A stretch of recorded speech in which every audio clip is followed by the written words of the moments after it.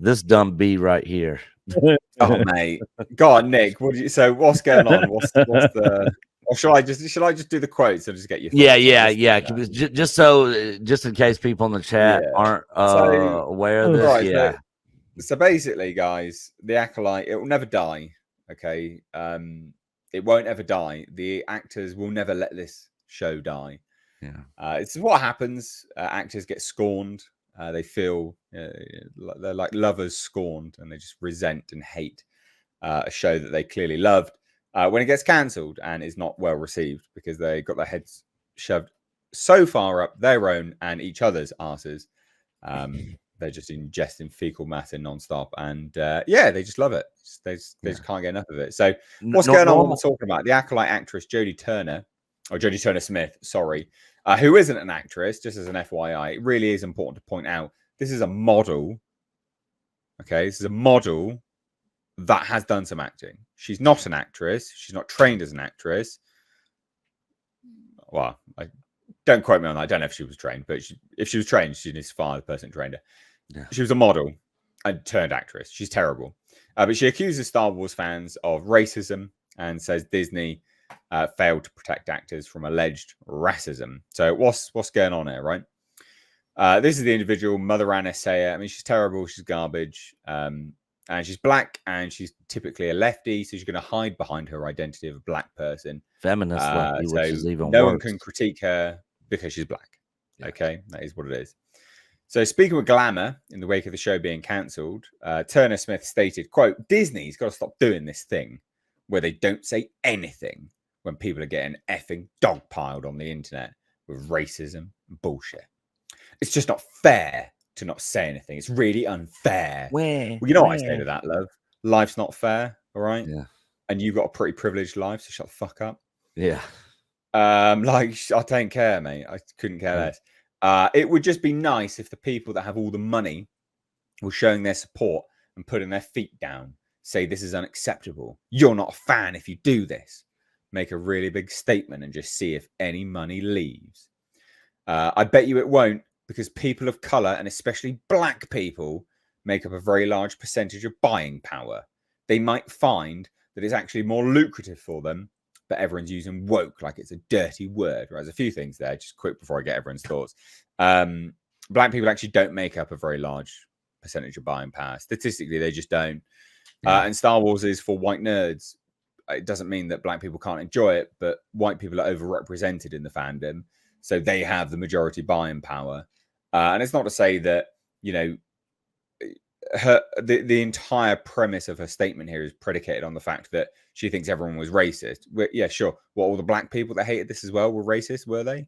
Yeah. You're an idiot. Shut up. And to say that woke's a dirty word, woke is a dirty word. Sorry, it is. It just is a dirty word. So anyway, and we'll just scroll down. I don't care about this Jesus stuff. I'm not Christian. So we'll just scroll down a little bit further. Disney did actually do this, by the way. They did actually do this. What Turner Smith says that they didn't. They did it before with respect to Obi-Wan Kenobi. So it says, we're proud to welcome Moses Ingram to the Star Wars family and excited for Reva's story to unfold. They went on the defensive immediately. Yeah. That's what Disney did. And had the other actors come out and do it too. If anyone intends to make her feel in any way unwelcome, we have only one thing to say: we resist. There are more than 20 million sentient species in the Star Wars galaxy. Don't choose to be a racist. They literally did this before the show had even come out, because that's how stupid they are. So there you go. There's the thoughts. There's the statements. I'll save my thoughts a little bit more to the end. Let's get Nick. Come on now. Let's get your thoughts, bud. This is a whole nother level of stupidity coming from this weirdo, woke lefty feminist. She's obviously does not live in reality. Just like you said, and me and Coach did a video talking about this, and I talked about this. You know, statistically, the stuff she was saying about black people making up the large portion of the buying power, you know, in the with the Star Wars IP, is factually just not true. There's nothing racist about it. It just is what it is.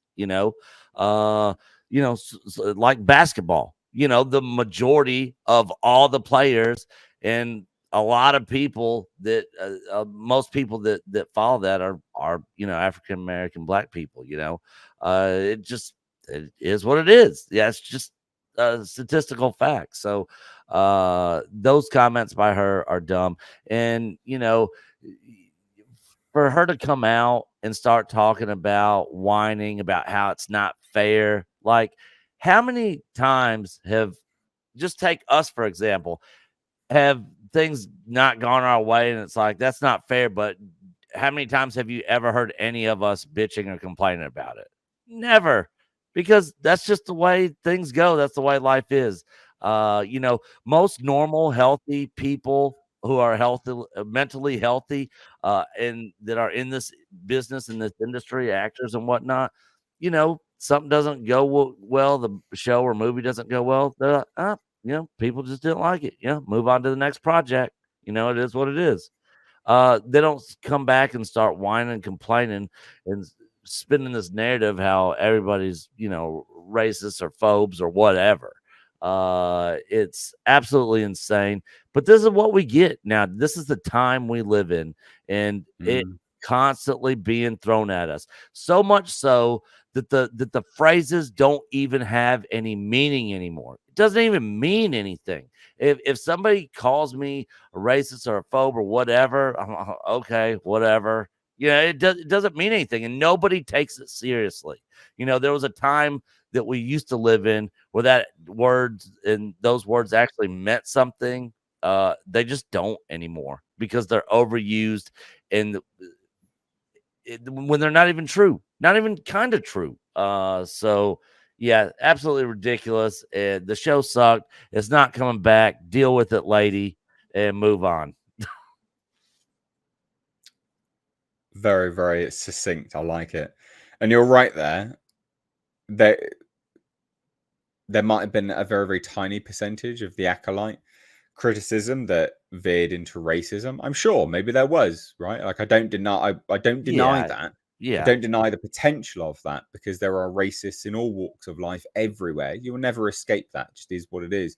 But the overwhelming majority of criticism was actually really well thought out.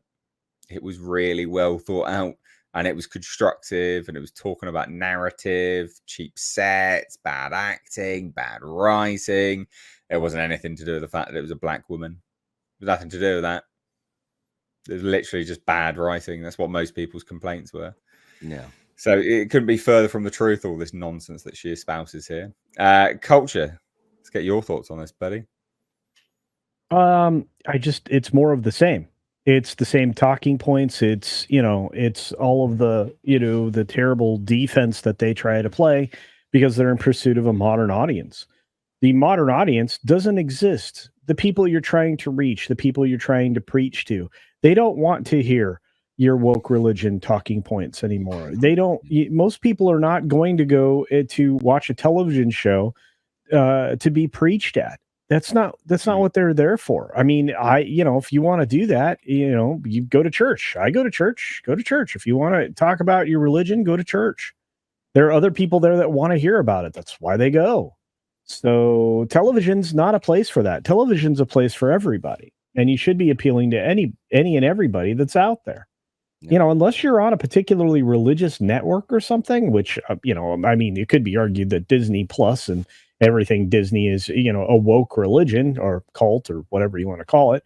But this is not for everyone. So what obligation does Disney have to protect anybody? They don't.